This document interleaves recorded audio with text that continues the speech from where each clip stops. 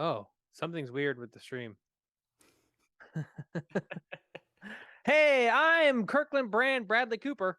And I'm your favorite generic white guy. Welcome back to our weekly stream.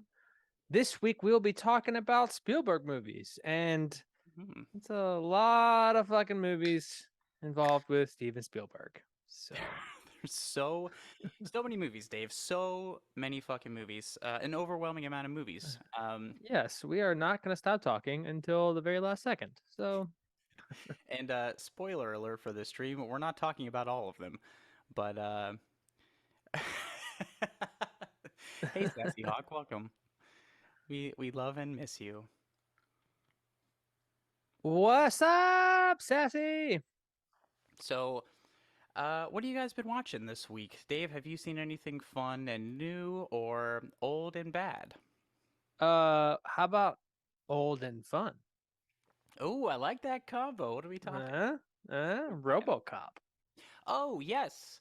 We got to guest on another podcast. Somebody made Yes. the horrible decision of having us on their fucking podcast. We got to talk about RoboCop with a podcast called Syndicate. That is Cinedicate. Sure, I can spell. I know word. I It can was English. awesome. So, Yeah, had you ever seen RoboCop before, Dave? I thought I had. I had not. I Yeah. I legit thought that it was an Arnold movie at first. I always thought it was maybe I was just confusing it with fucking what's this Terminator. Oh, okay. Well, we didn't talk about this on our podcast appearance, but I made you watch a movie. I'm bringing this full circle, by the way, from Yeah. our last stream. We talked about bad movies. Do you remember hmm watching Rotor? It's Um. about it's basically about a robot cop that gets loose and goes rogue and starts killing people. It came out the same year as RoboCop, Oh, but that's it's like hilarious. 1,000% shittier, but almost equally as fun. And how fucking bad it is. I think it sounds vaguely familiar. I'm not sure I fully remember it. Oh, I just realized I have two drinks here. Oh man, Dave's double fisting tonight. That's cool. Yep, I'm it's a down to my party up in last here. beer. You're what? Said I'm down to my last beer, so this is it, ladies and Great. gentlemen. It'll be a very sober stream for me. Yeah, you should have gone to the store before the stream. It's true. If anybody here is a part of our Discord, you should join. I posted a trailer for Rotor. It's really bad, but it's really fun. It's I know I've watched it with you, Dave. You probably Yeah. remember if you saw the trailer, but Oh, I'm sure I would. Yeah. that It's was fun. like I can kind of, sort of visualize it a little bit, but not really. It's like the shittiest version of Terminator meets the the least creative version of RoboCop. Great. It's great. Cool. But it also came out the same year as RoboCop. Gotta So, love that. it's true. What did you think of RoboCop, by the way? I liked RoboCop. I thought it was funny. Um Hilarious. and I'm glad you told me that it was a satire going in, because otherwise I'd have not fucking caught that. I feel like it's pretty in your face as a satire. Listen, you have been into movies way longer than I have. So,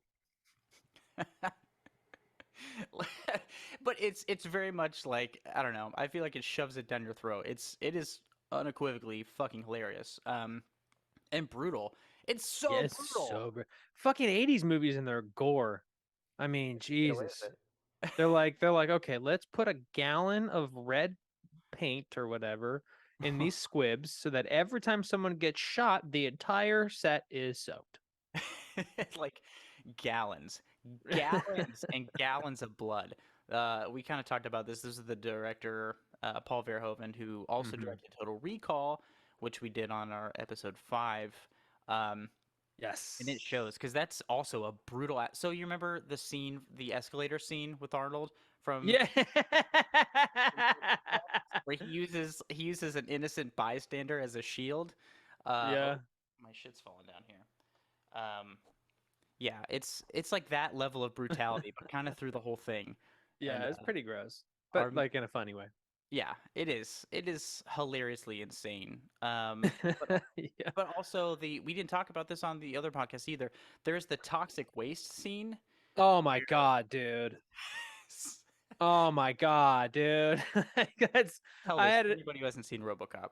So basically one of the bad guys is like running from RoboCop at the moment, whatever, and he gets distracted and fucking veers head on in his car into a giant metal container that just says toxic waste on it.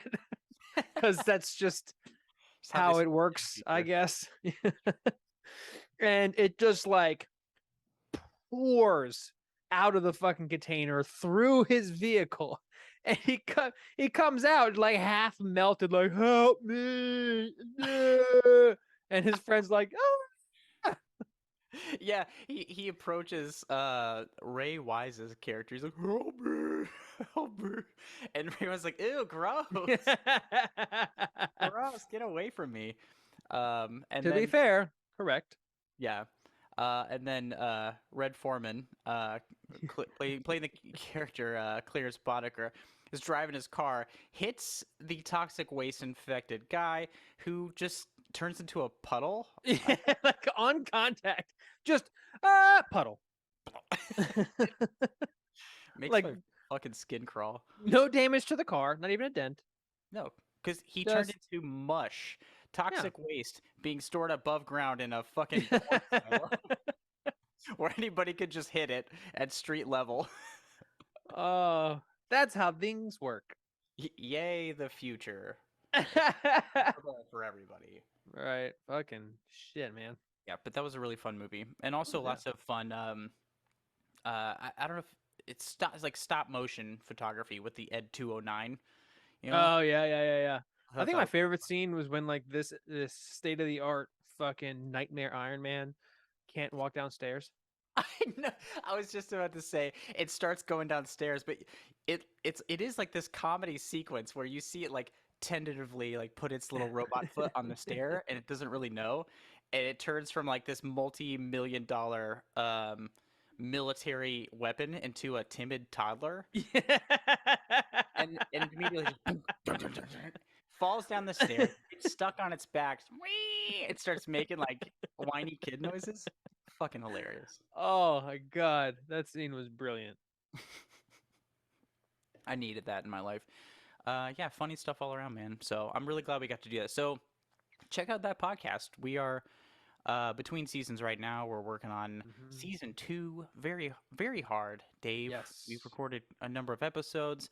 But if you want some more of us, we also have an episode. We have a bonus episode Yeah. coming out on Monday that Dave and I did. We did a failed episode of teen comedy, and it didn't turn out well. So we thought we'd embarrass ourselves by Yeah. giving it to you all. Yeah. You're welcome, Yeah. This time you can laugh at us because we're not laughing. and So you should. It's terrible. But then I think the week after that, like a week or so after that, is when our guest appearance on the Syndicate podcast is coming out, where we talk about RoboCop in length yeah. with Mhm. the great host Armand. Such a cool dude. We had so much fun Yeah, it hanging was a out with him. blast. Yeah. And he like listen, his show is not it's not a comedy show by any stretch. But he does have guests on and they joke and laugh, but it's mainly like a more serious vibe, and we broke him out of his shell, man. He was cracking us up. Dude is hilarious. Like Yeah.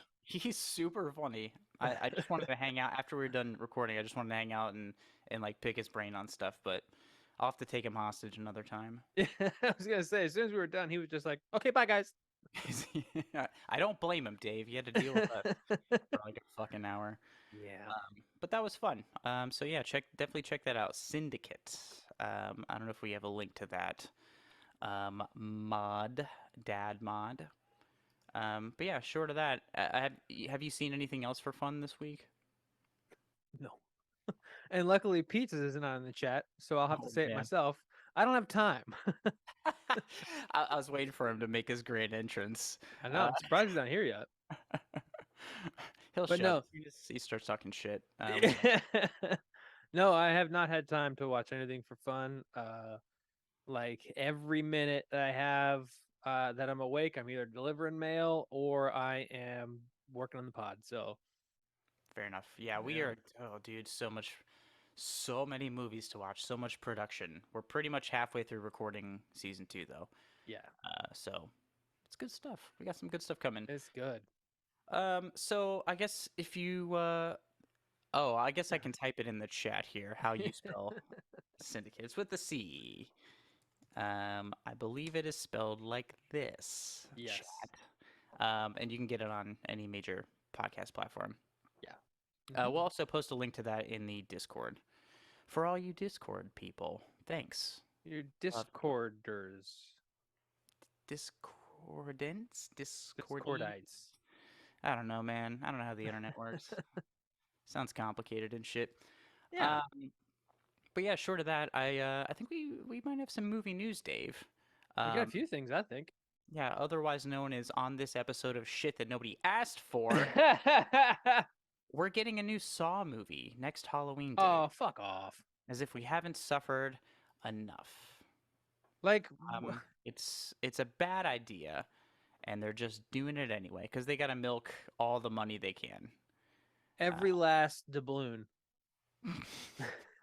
It's it's so dumb. Let's see. It's looks like it's being directed by Kevin Grutert, I guess, who helmed Saw 6 from 2009 and Saw the Final Chapter 2010, while serving as editor for the first 5 installments of Jigsaw 2017. I don't even know what Cool. that is. Jigsaw. Jigsaw? Jigsaw is like the after Jigsaw dies. Um, so it's like prequels, but also not prequel. I don't fucking know. I stopped paying attention after like Saw 4 or some shit.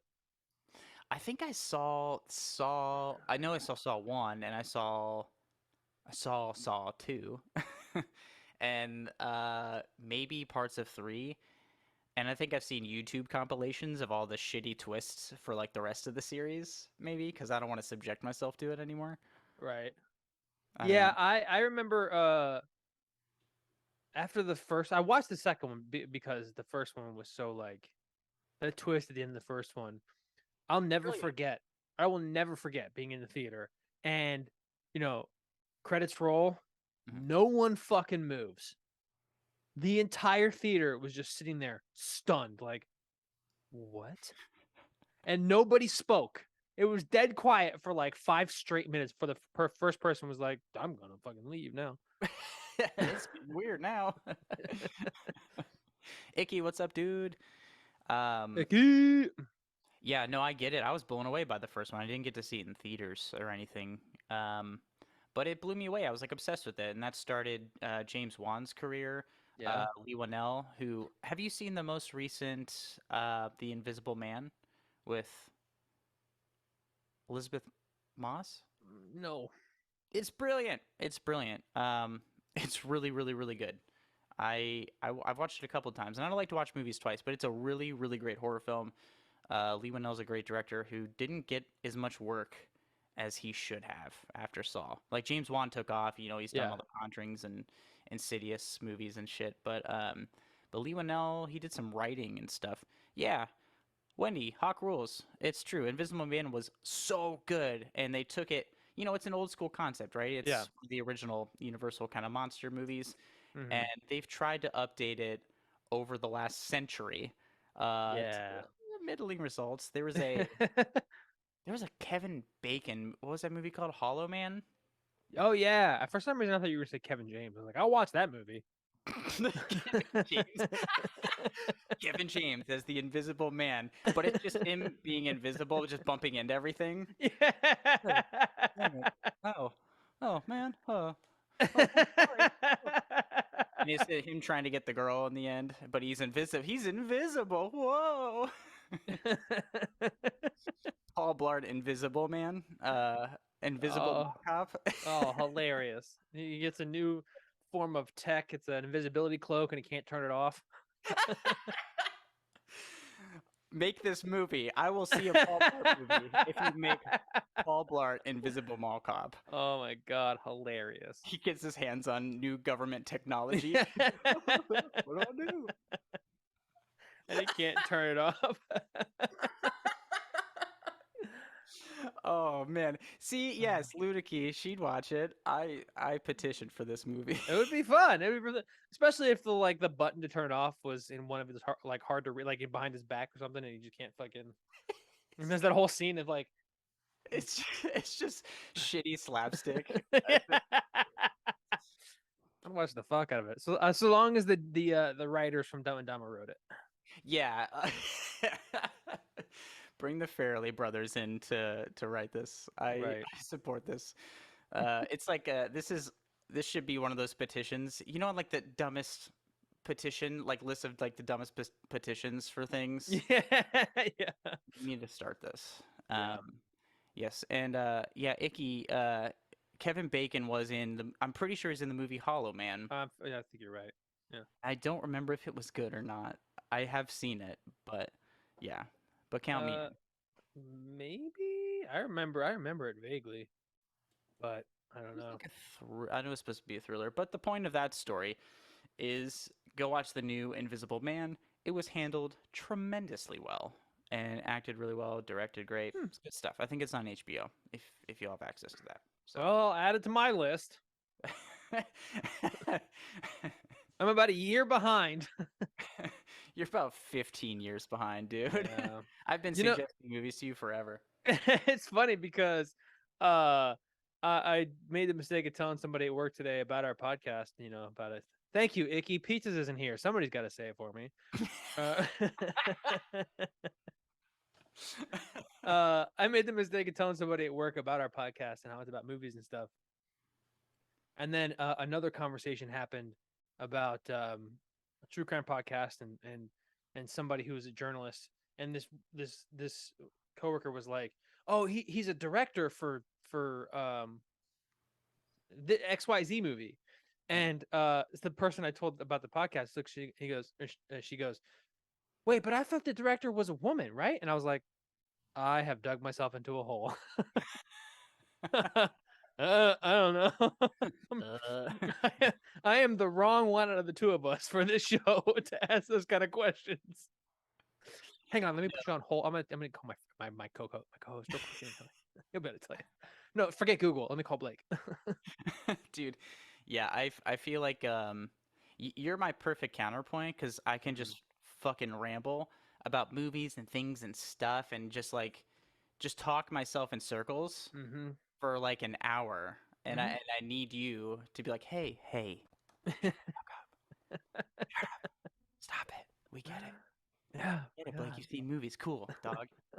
I don't have any actual friends.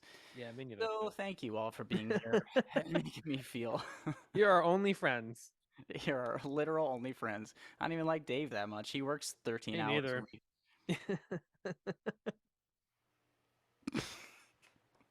What happened? I don't know. Nothing. Do we have any more movie news? I have a Yeah. couple, but you got anything good? Yeah. So a couple of things. Actually, I have like four things, but the first one that I've been seeing, like, I get like at least 2 notifications a day Mhm.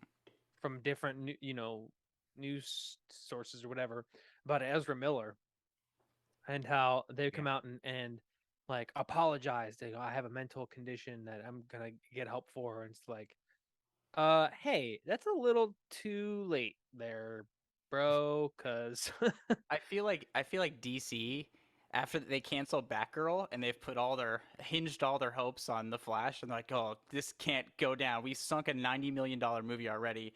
They like have him in a headlock, like you will apologize. We will make your mouth move. We cannot can another $100+ million movie. well, It they would sink the studio. right. They also had to have them apologize because DC or whoever the actual like studio is, they started doing reshoots. Oh, Warner Brothers, yeah. Yeah, Warner Brothers started doing reshoots I just a bet. couple of months, like just a couple months before release, apparently. So Yeah, yeah. I feel like that's I mean, obviously lots of movies, almost every movie does reshoots to some degree. uh-huh. But when it's like really last second, that's when it kind of starts getting dicey, Dave. Yeah, I'll be interested to see how that pans out because Ezra Miller is a great actor. I've only really seen them in two things. We need to talk about Kevin, which is horribly depressing. So you should all watch it. I think it might be on Hulu. Oh, cool. Um, it's great, and maybe something else. I actually can't remember, but No idea. I've seen him in a couple of things. Couldn't tell you what they were aside from the Justice League. mhm. Oh, and the Justice League Snyder cut. Well, I was gonna make fun of you saying, "Oh, two different movies," but I've heard they are kind of two They're different. entirely So different. I've Entirely never seen different. them, so I can't. I Yeah. can't I say. mean, Snyder cut's 4 fucking hours long, so. Yeah, no thanks. That's a no for me. Right. Thanks though. Also, and movie news, and what's her face? Hesh or Oh, and H, Hesh? yes. Yeah, she died after her accident. And they took her off life support. Well, dude, that happened right around the corner No kidding. from so you know the like the one bedroom right there. Yeah. It was right off Walgrove. It's like 2 blocks away. Damn. Yeah, I saw the video of the car flying past the camera. That fucking haul assing, dude. There's no wonder she. I uh I couldn't bring myself to watch any of that stuff. This is really not a depressing conversation at all. Well, to switch Heartbeat ending. gears, Hawk Rules is saying that the Beast comes out tomorrow. Looks like Cujo only with a lion. It looks so stupid. Okay, It thank looks you. so I'm stupid. sorry. I'm sorry. It looks not good. It looks not it's good at all. it's Even like the trailers, like the CG looks really bad, and like yeah. it's like they're lions. We get it. Cool. Honestly, I feel like there was a writers meeting, right? And everybody was like, okay, so we've done Anaconda. Okay. We've done a crocodile version of Anaconda. Lake You know what we Placid. haven't done? Lions. Dude, there is a crazy movie called Roar. It's older. Mm. But is it Tippi Hedren was in it and her husband directed, but essentially they have this like lion like not I want to say exhibition, but it's like a safe space that basically they own a bunch of lions. Like this Yeah. is actual life. And like we're gonna make a movie with all these real lions. The DP was Jan de Bont, who directed Speed, and he got his scalp because these are real lions, dude. He got his fucking scalp ripped off, and they had to sew it back on. Like all these people got injured. Melanie Griffith, I think, is Tippi Hedren's daughter. She got like chewed up by a lion, and like, dude, that story is insane. Look up the backstory to the movie Roar. It's dumb. It's Bro, not a great what? movie, but like the behind the scenes story of this is fascinating. It's the dumbest possible way to make movies. Like, hey, it's like a lion sanctuary is the word I was looking for. There They we have like go. a lion sanctuary. Like, we have all these lions and they're pretty cool. Let's make them interact with people. And what a fucking dumb idea. Um, and lots of those people never recovered because, you know, the It's fucking lions. lions. Anyway, that was a tangent, but yeah, Beast. I love Idris Elba. I do. That man can act the shit out of any role. You can give him any Yeah. dumb lines, and he can say it super cool. Um, I just feel like the concept of this movie, it is like a B movie concept, right? Yes. But 100%. which I'm fine with. I don't think I'm gonna pay money to go see it though. No. I don't even know if I'm going to see it at all because, as everybody knows, say it with me now. I don't have time. 30,000 hours a week the man works. Hawk Rules, are you gonna go see it? I want to know if you're interested in seeing it or if you just want to make us suffer. In the meantime, Sherlock Holmes 3 with Robert Downey Jr. may begin filming at the end of the year. Oh, so I like the first one. I think I remember seeing it, but I don't think I remember the second one. What do you think about that Uh, franchise? I think the franchise is fantastic. I love RDJ, Mhm. and I really love that the style they do, where everything slows down and it shows how he's able to think so fast, Yeah, to outsmart his opponent or whoever. It's just great. I think it's fun. yeah, I liked the first one. I'm really attached to the. I don't think it's not on anymore, but the BBC series Sherlock with Benedict Cumberbatch and Martin Freeman. Yeah, Obsessed with it. It's so good. It was so good. I think it's done now, but I had Probably. seen all that before I'd seen the new ones, so I was kind of jaded to the American versions. But I did Yeah. like the first one. I don't think I saw the second one, so I'll be interested. If with enough poking and prodding and donking the mic, I might go see What else is new? it. Yeah, I would say I'd go see it with you, but everybody knows I don't have time. That's true. Okay, Oh, well, you'll have to let us know whenever you go see it, Hawk Rules, if you liked The Beast. yeah, that way we don't have to go see it. I mean, either way, we probably won't, but still. I still want to know how it ends up. I do. Mhm. I do. I think the only other noteworthy thing to me, I don't think you're gonna give a fuck about this, but Probably not. IndieWire named Eyes Wide Shut as their best film of the '90s. Dave's favorite movie, starring Tom Cruise and Nicole Kidman, directed by Stanley Kubrick. This is not. This is a movie I think you would appreciate if I made you go see it in the theater. If I made Probably. you guys sit here on this couch and watch with me, you'd be like, oh, cool.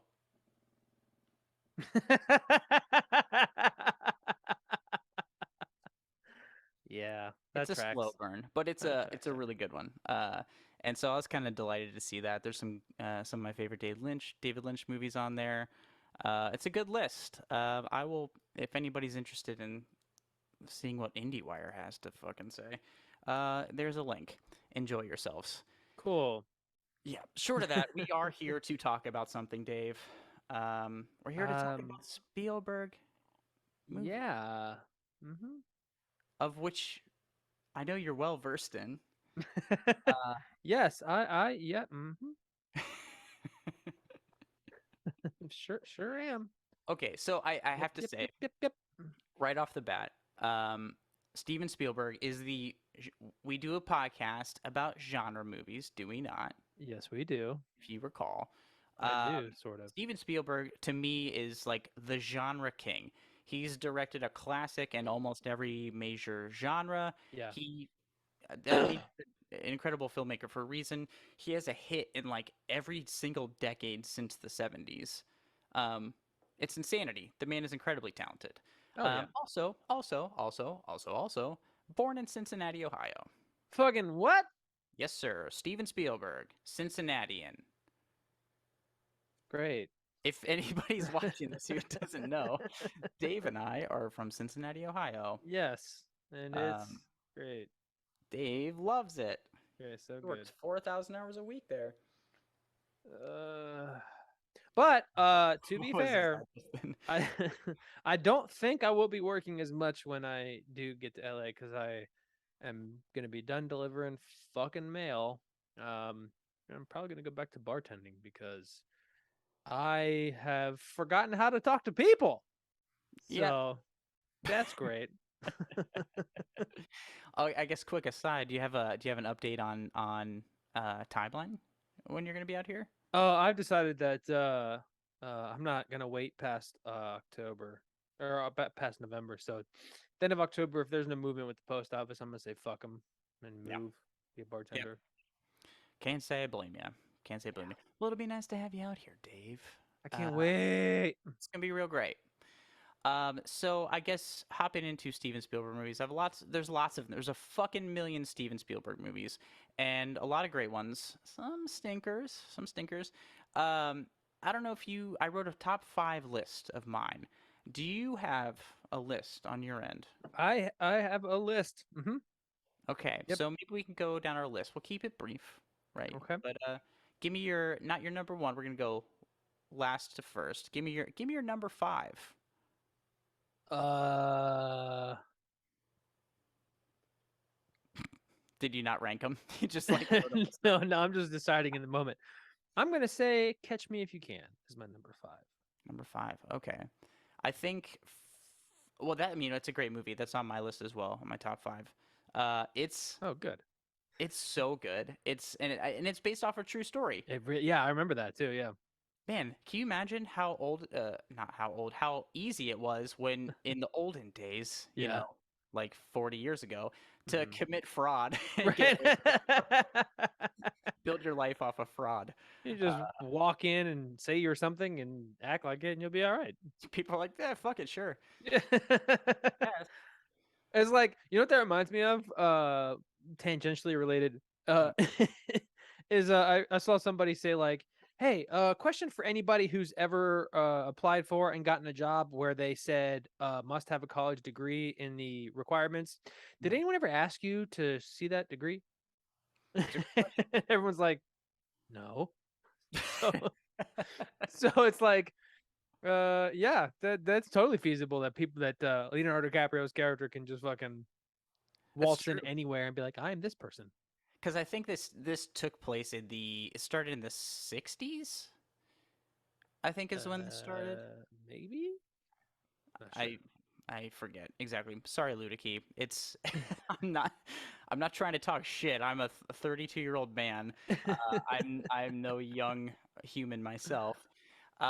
It's such a great movie. I mean, there's also I think we talked about this on the phone one day. Back in the day, you could literally just create new identities Yeah.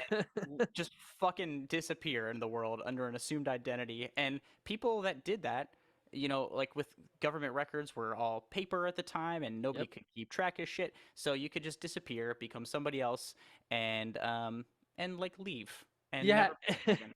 And you could also just like call your local like social security office and be like, "Hey, I lost my information. Here's my name." And they'll be like, "Here you go." Here you go, Mister. We trust you. Right. And just like get the idea of like a kid who died or something in, his infancy or something and Yeah. still has the social security. And guess what? You're that person now. Yep, that is you. Haha. Right. Yeah, now it's like you can't get a job at like fucking McDonald's. Like we have to see your tweets from the last 7 years. You cannot work here, sir. Right. Oh man, We saw you had Burger King 3 weeks ago, and are you a traitor? We can't have you making $6 an hour and eating at Burger King, sir. Jesus. Yeah. especially when you get 10% off here. Yeah, it's a great movie and it spans the length of however many a long amount of years we get to see him as he learns and then his inevitable downfall. Tom Hanks is so good in that movie because he's chasing the character Frank Abagnale Mhm. around the globe and they Yes. kind of form this I wouldn't call it a friendship but a Yeah, like a mutual. rivalry but a Yeah, respect but like yeah it's fun. The dynamic there is great. I especially love this scene where they're like, uh, if I guess maybe it's the first time he physically meets Frank, Mhm. and only realizes until after Frank has left that it was him. I know, I love that. Oh, I so freaking good. love it. It's so good. It's such a. I don't think that movie gets enough credit. I don't think people talk about it as much as they should because it's a really well crafted film. Also, fun little movie trivia fact. Yeah. Um, Saul Bass did the intro sequence. If you remember it at all, it's very kind of stylized graphic intro, like 60s kind of style. Saul Bass is very famous for his intro montages. He did intro montages for Hitchcock. He did the Vertigo intro sequence. He did the intro sequence for the movie Psycho as well, two of my favorite Hitchcock films.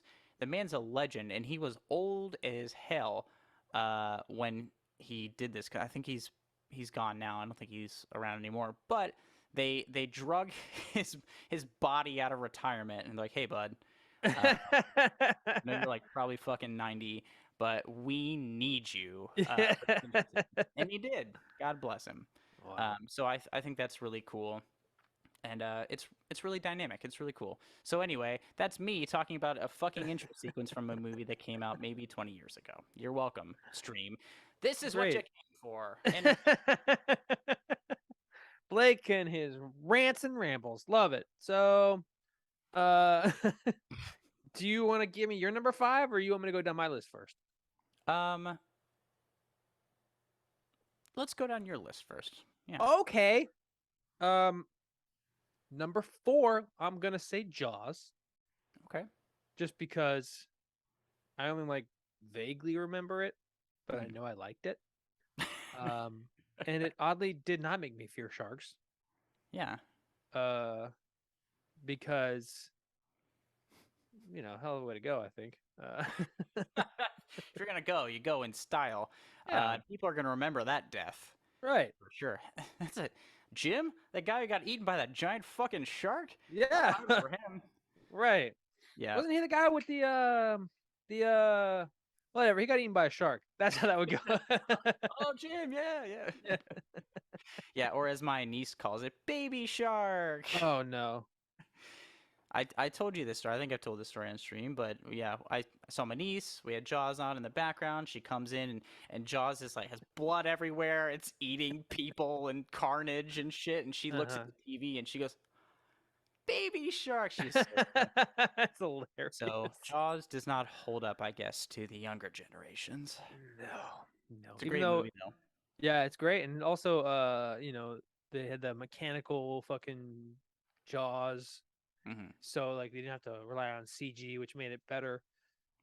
CG was not an actual thing back then. Well, I know, but I mean, like nowadays, it wouldn't probably look as good because it wasn't like a practical shark, and also they got away with the fact that at that point, nobody knew that sharks would yeet themselves out of the water at any point. I just, "Ah." Like a violent dolphin. Yeah. The angriest dolphin.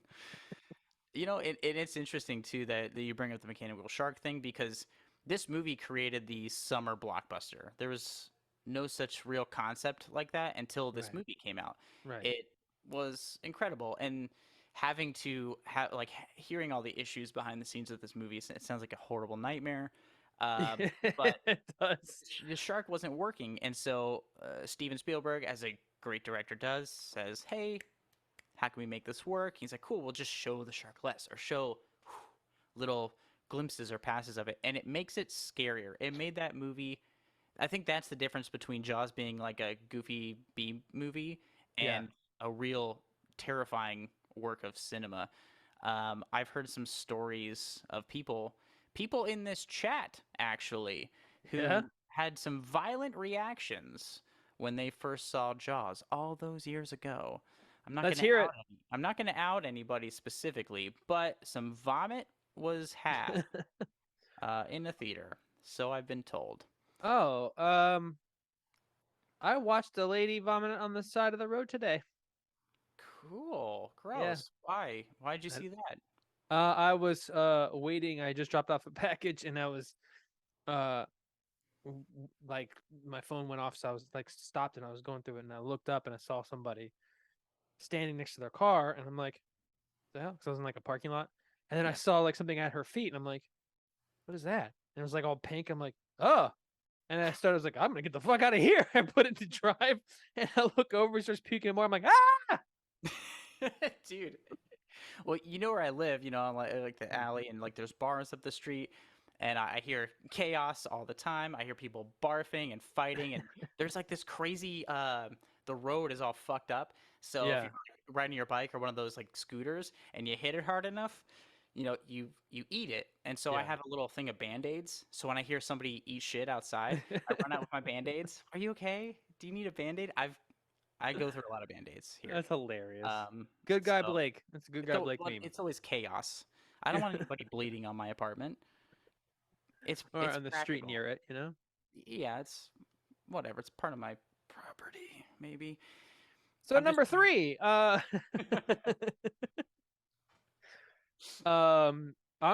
think I might throw you for a loop here for my number three, mm, potentially. Hook.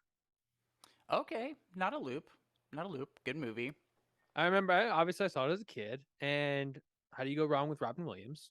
Yeah, right. In a Peter Pan-esque movie, you know? Yeah. I mean, Uh, he is like the embodiment of Peter Pan. right. His personality, and Oh, Dustin 100%. Hoffman is in it. That movie scared the shit out of me. My grandmother had a VHS copy of it that we'd always Really? watch when we were over at her house, and man, the part with the clocks, start ringing, and Hook is like, ah, it's like scaring. It terrified me. This movie scared me, in a number of ways as a child. Really? I loved it. I thought it was fantastic. Oh, I love it too. Like, don't get me wrong, but it definitely scared me. Yeah, I don't know. I guess I'm not really scared by that movie, and I'm not really a horror movie or scary movie kind of fan to begin with, but Mhm. I don't know, that kind of makes me like intrigued. Peter Pan movie made you scared.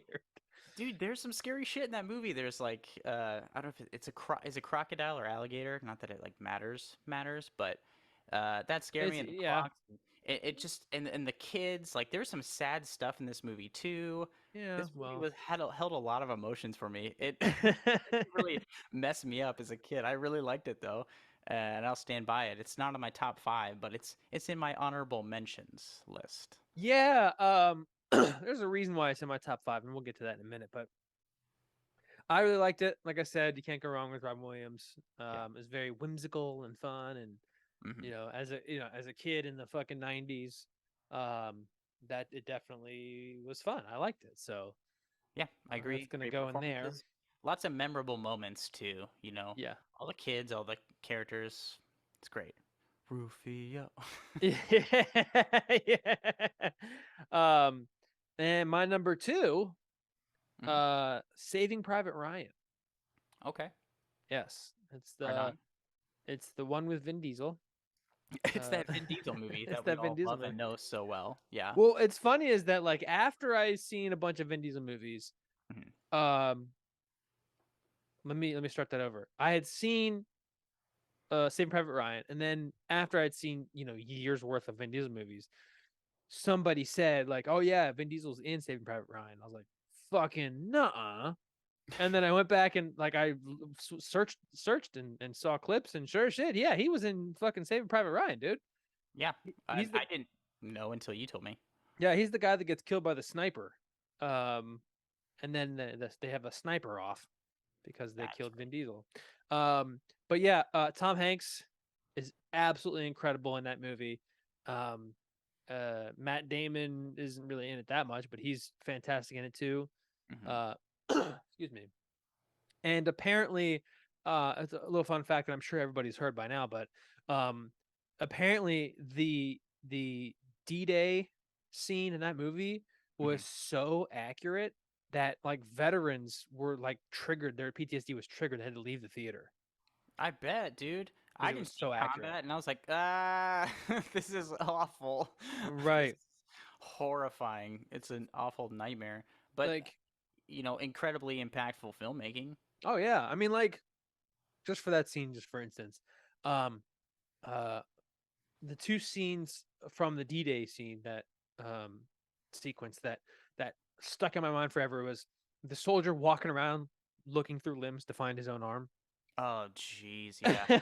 I'm like, oh, There's a reason I've only watched it once, and I don't think I'm ever gonna watch it again.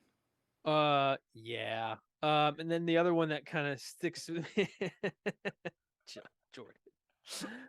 The other one that sticks with me is when the dude's sitting there and he bullet pops off his fucking helmet and he looks at his helmet like, huh, poof, and then gets hit in the head.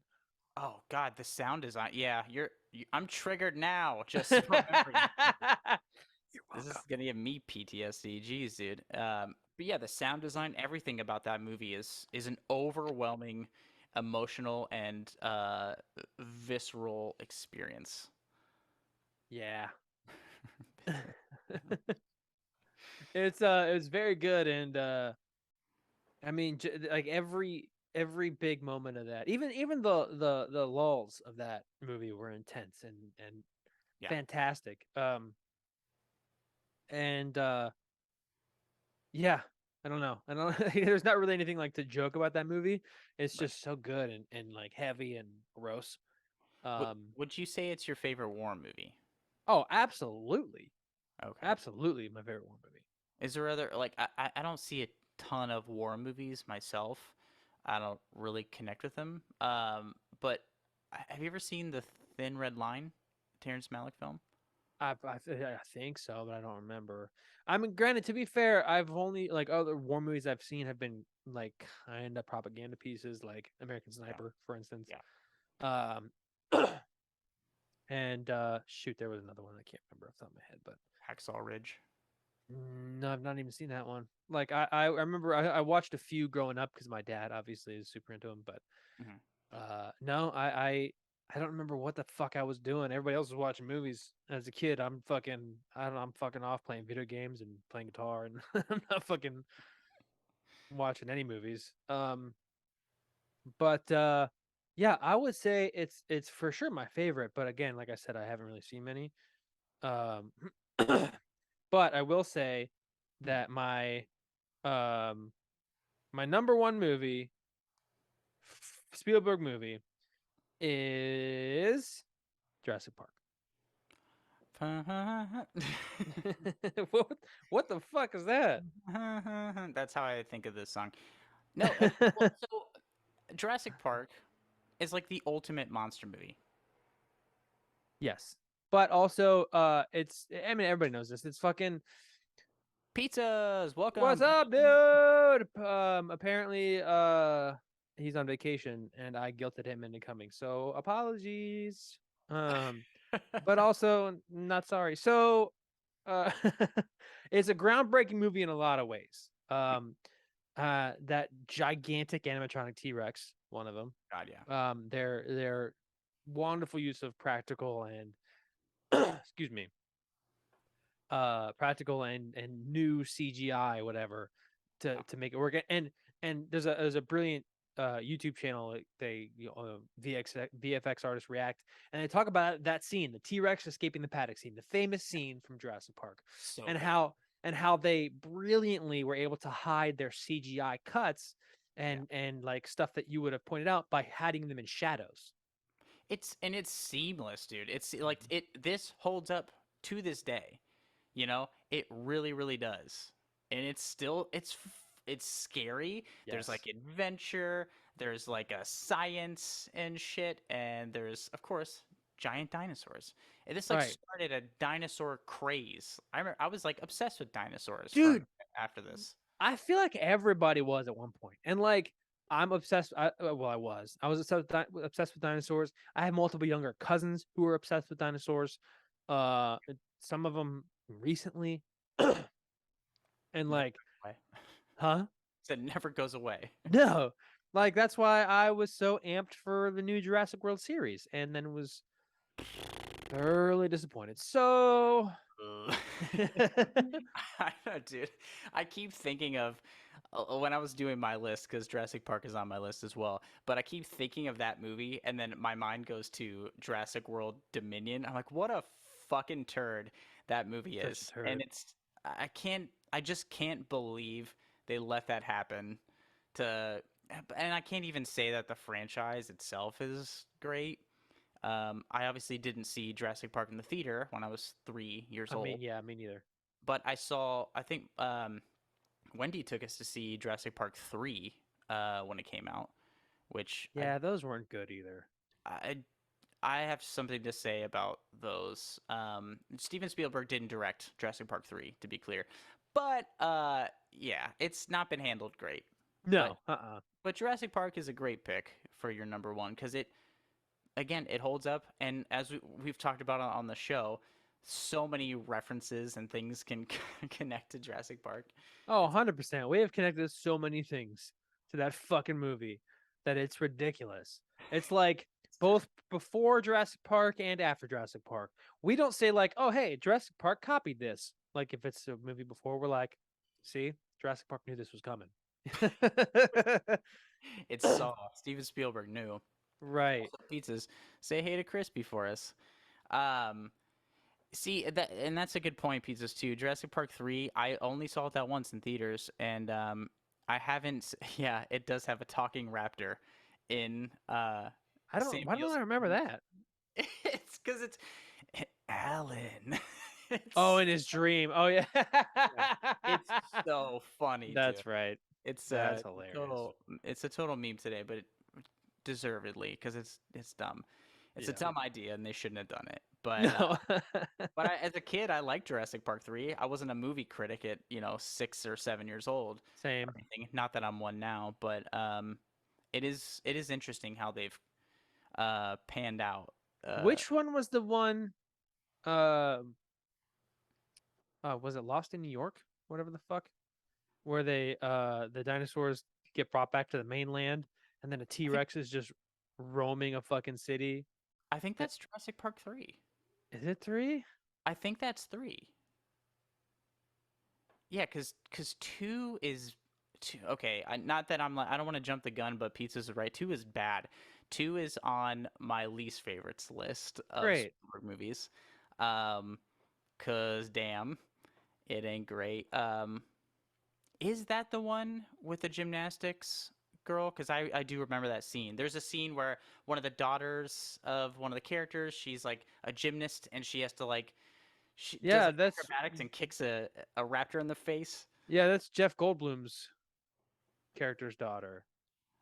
Okay, okay. Ian So Malcolm's maybe it daughter, yeah. was too. I'm not remembering these super great because I don't care to see them ever again and Same, waste my yeah. fucking life. But I actually got a lot of my toys, my Jurassic Park toys from two or three, obviously, because I was too young when Mhm. the first one came out. But yeah, Jurassic Park itself, everybody fucking loves that movie. Anybody who hates it is lying and a piece of shit. So, It doesn't appreciate any kind of visual medium. They can't. You have right. to like Jurassic Park. So I will say, my honorable mentions list is just one. So it's just Catch Me If You, or no, I'm sorry, it's just Minority Report. Um, and it's only on there because it's the only other Spielberg movie that I've seen that I haven't talked about so far. Did you just name all the Spielberg movies you've seen? I thought I'd seen way more, and I just looked at. I mean, aside from Jurassic Park 2, but I literally I thought I'd seen more, and then I was like, "Cool, I gotta make my list of favorite Spielberg movies." And I pulled it up, and I was like, "Wait, oh no, I have not seen any of these movies." Oh, dude, that's so funny. What I said, I was like, oh, we could do like a Steven Spielberg movie stream, and you're like, dude, yeah, that's a great idea. I was like, oh, sick, yeah, Dave's seen a bunch of these. That's so funny, dude. I love that. I Like love that for you. literally, we love that for you. Literally, I legit had no idea that that I was gonna be so off. Uh, in terms of the fucking movies that I've seen, because like in my head, I'm like, of course I've seen a bunch of Spielberg movies, like especially because he was especially huge in the fucking like '90s, right? Like, Well, we grew up with movies like his big hits from the '80s were yeah, staples coming out on like VHS when we were growing up and stuff. So you could rent them from Blockbuster easy. They're always front and center because they're big movies. They're big family movies essentially. Um, yeah, a lot of the major ones are like yeah. big family movies, and that's how I've seen a lot of these movies is with my family and like having movie night or whatever. Um, so it's interesting. So I'll give you my top 5 list here. Wait, before you do though, Yeah. I forgot a funny story about Saving Private Ryan. Oh, bring me that hilarious story about World War II. Oh, I will. I'll turn this funny motherfucker. So, I didn't see it in theaters. I saw it on VHS with my Hey. parents. With my parents, and I'll never forget. It was me, my mom, and my dad. I don't remember where my brother was, but must have been out with his friends. And uh we're sitting in the basement of of my childhood house, and the movie's playing, and fucking the D-Day scene is playing, right? Oh And it's yeah. fucking intense, and I'm just like, wow. I'm looking over at my dad like, wow, mom, isn't this crazy? She's out. Out. She's out like a fucking light, dude. And I'm like, how, what the heck? How did you fall asleep during it? It's the worst fucking like military scene ever captured a fucking film, and you just out. Your invasion scenes bore me. And that's the thing. Like, I don't know if anybody else's parents is like this. That 10 minutes into any movie, they're asleep. Not mine specifically that I Mhm. particularly recall. I have friends like that who, uh, you'll spend an hour deciding what movie you want to watch, Yeah. and halfway through the opening credits, oh, sick, cool, Great. Cool, very cool, cool. cool. Glad we did That's this. what I wanted to do in the first place. Uh, So it's quality time, for sure. That's hilarious. But yeah, I know some peeps like that. If I'm the opposite way. I have to not start movies late because some people are like, oh, I'll watch a little bit of it and I'll probably fall asleep. I can't do that. Uh, if I'm tired and I start a movie, I watch the movie, and then I'm never gonna fall asleep after. right. I don't know if Lemons is still in the chat, but he's the kind of person who can watch some of a movie and then be like, "We'll watch the rest tomorrow." And he tells me about it all the time, and I'm just like, How? How can you possibly wait? This isn't a TV series. I don't have that kind of patience, man. Jeez. Good for you. That's a skill unto itself, not one that I possess right. by any Like I can do that when we're doing production, but only if I've already like watched the whole movie. Like I can pause the movie halfway through while I'm taking notes. Oh, yeah. Yeah, I mean I do that too. But just because we just saw the movie and I'm not there Right. to experience the movie, I'm there to take notes on it. Yeah, no, makes sense. That's that's good for Teresa. Good for Right. her. She sleeps real good at night, I'm sure. Sure. Anyway, so your top 5. So we'll jam through these. our our mod. It's a good point. It's a It's a good good point. point. There's a scene in Friends where Monica falls asleep during sex. Good times. Anyway, your top 5. Okay, yeah, cool. So my number five, ours are quite different. Um, for me, my number five is Jurassic Park. For all the reasons I said, it's the ultimate monster movie. It's thrilling. It's great. It's the perfect genre movie, and it holds up for a reason. We don't have to get into it. Yeah. Number four, is Minority Report for me. Wow. Okay. I love this movie. It's I'm not even particularly into like this future sci-fi stuff, but it was really psychological, which really drew me in when it came out. I was like obsessed with this movie for a minute. Yeah. I just thought it was so cool, and it brought a lot of big questions up, like of how policing should work, and I don't Yeah. know, a lot of big things to like think about as like a what it was like. What year did this come out? 2001. It was like That's 11 a year old. one or two. Yeah. So I was asking myself some deep questions. This is also why I was scared of Hook. I knew I was gonna grow up and be sad, so a lot of the existential things really hit me. Okay, fair enough. Yeah, I just love the concepts of the movie, and I think it looked really cool. June 17th, 2002. Okay, so I was almost 12 when it came out. Cool. But yeah, loved it. For me, my number three is E.T. Okay. This is quintessential Spielberg. If we're taking his career as a whole, it is an interesting genre movie with tons of heart, but fun for the whole family.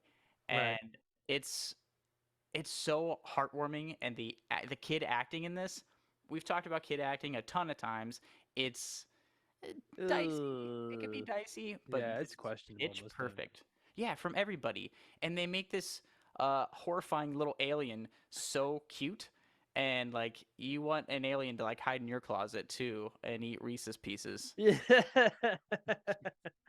Yes, there is a lot of product placement in that movie. I haven't seen it in a while. Fun Uh, fact about ET, Bring it. I've never seen it. Cool. Uh, I know I all about it. I know about the Reese species and the bike scene and the ET phenomenon, and all the stuff. It was before my time, I guess, and nobody in my family really cared for movies, so I had no reason to watch them, I guess. You're at a disadvantage. I didn't see it much growing up either because we often heard the story from Wendy about how my older brother. You know how kids they and our mod Jordan can attest to this. They watched a lot of the same movies over and over and over. It's comforting or whatever. Yeah. I guess my older brother couldn't go to sleep without seeing E.T. So I think every night when he had to watch E.T., probably 8,000 times. Jesus. So we didn't we so by the time I was born, I don't think we saw it that much. So I've only seen it a few times, but all that imagery and stuff has really stuck with me. Um, you know, and oh, here's a fun thing.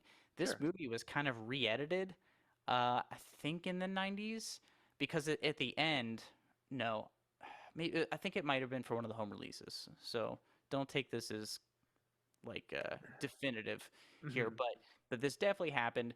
All the agents at the end of the movie, where they're looking for ET and they're looking for Yeah. Elliot and his friends, they all have guns and shit because they're the army, they're the military, Well, the yeah, yeah, yeah. government. They replaced those for some of the home video releases. They replaced all the guns with like walkie talkies, so they were like less scary. So it's like agents running around with with walkie talkies. Just with walkie-talkies. That's hilarious. Yeah, so I think there's some backlash about it. So I don't know if the guns were restored or not, but it's a great family film, but very Yeah. wholesome, very fun, and Well, speaks to children's like imagination and wonder and stuff. It's great. so what's like your favorite like sequence from that movie? That's a great question. For me, I mean, I think it is the escape sequence. I think it's that Yeah. ending sequence. It's famous and it's iconic for a reason. You know, they're all the kids they're running from the government. Yeah. It's so fucked up saying it like this. Like, you know, the kids with the cute little alien, they're running from the government with giant Yeah. fucking AR-15s, trying to mow down the kids and ET who just Right. wants to phone home. Uh-huh. So it's like really it's heart pumping, and then Yeah. they use ET's his magic, and they fly. And it's Yeah. just I remember watching the sequence as a kid. I'm just like,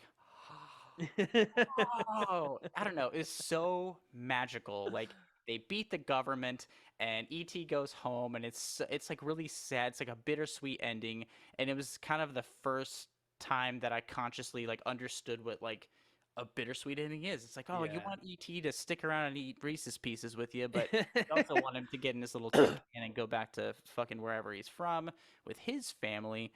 So, yeah, a lot of emotions. But also the sequence when Elliot discovers ET in the shed, Okay. and Yeah. these are iconic sequences for a reason. They Right. stick with you, and that sequence Hmm. is scary too. Oh yeah. I don't know Oh if it's yeah. still scary. I haven't seen this movie in like 20 years, but Yeah, probably not. it's it's really fun. It's a great film. And Pizza's actually had a really good point there, saying that Spielberg just understands the cinematic language the best. And Yes. yeah, I mean that's why he has so many fucking movies, and damn near all of them are fantastic, aside from one that we cannot name because Blake will fly off the handle. Yeah. Yup.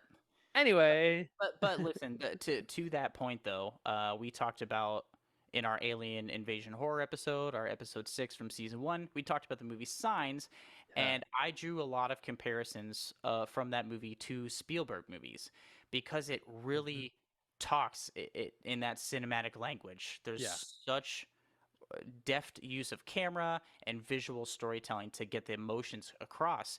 And with the whole family and the existential stuff, it just really hit, and it made that movie feel like a Spielberg movie to me, and it just felt very whole and very done well, regardless of what you think of the ending or the some of the stuff that is wrong with that movie. yeah, Um, it holds up in that way, specifically because the cinematic language used. totally. But yeah. Before So we continue with your I love list, let's go ahead and have a weird reminder break for anybody oh, joining that doesn't know who we are. We are a podcast, yes. obviously called First Price Films. We are currently in between seasons, but when we are back in season 2, starting September 19th, we will be releasing episodes every Monday. And Blake, why don't you tell everybody what our podcast is about? Yes, we are a podcast. We like genre movies, right? So we'll take two films of the same genre, separated by at least a decade, and we pit them against each other to figure out which film wins the coveted title of first prize. There's a winner at the end of every episode. Yes. If you could tell us what that means, Dave. It means about the same as the Apple terms and conditions. No one cares. Nobody gives a shit. No. Yeah, we're a comedy podcast. We like to hang out, talk movies. We love genre movies, so check that out. Season 2 is coming September 19th. We're here on Twitch every week. We are about 8 followers away from affiliate status here. So Yes. if you want to see us more, we're going to be streaming a couple times a week once we hit our 50 followers for a little bit between seasons. So if you want more of us, give us a follow. If you have friends who like movies or want to tell us we're stupid, tell them and they can give us a follow. Yes. We're on all the socials and stuff, and we're Yeah. on a Discord. Where if you have movie suggestions, where our mod's wife also gives us lots of movie suggestions. Hey, we got a new follower. I missed it. Who? I could not read that. It came. Oh, hey, Bello. What's up, dude? You must be in the chat. I missed it complete. Hey, thanks for following. Welcome. Yeah. So now we're only 7 away. What's up, my guy? Bless you. Bless you, we child. we are talking about Steven Spielberg movies. Yeah. And since you missed it, and anybody else who might be in here missed it, I'll run through my top 5 to 1 real quick before we continue with Blake's. I went with I already forgot. Catch Me If You Can, Jaws.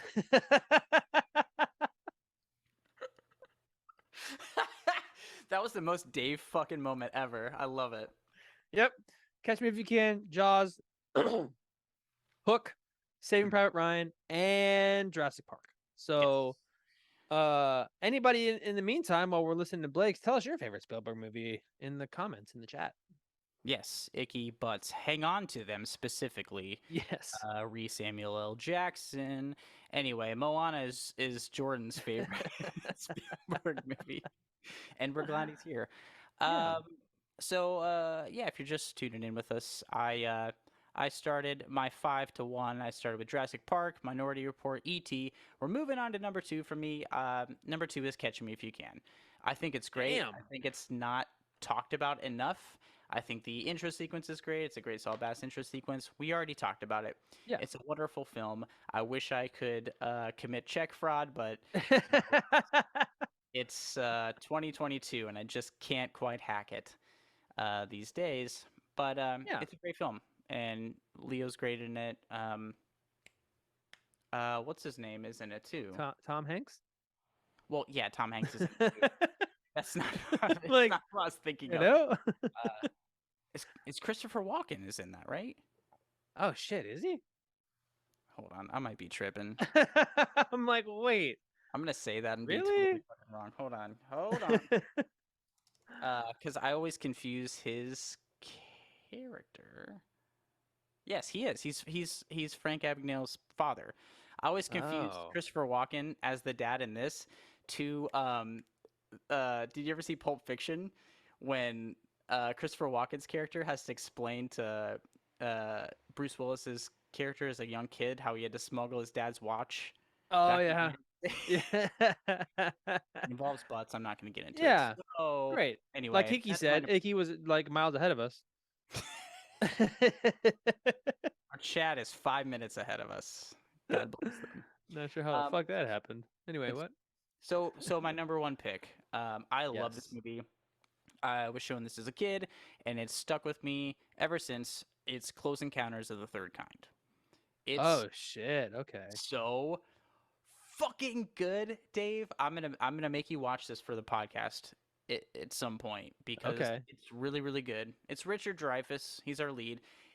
He thinks things are going. He's like losing his mind Uh-huh. in like some of these like conspiracies of aliens and stuff. And it's a wonderful film, but also really really really really stuck with me because the ending. I don't know if this is a spoiler to a 50-year-old movie, but they're at the top of like is it Devil's Tower Uh-huh.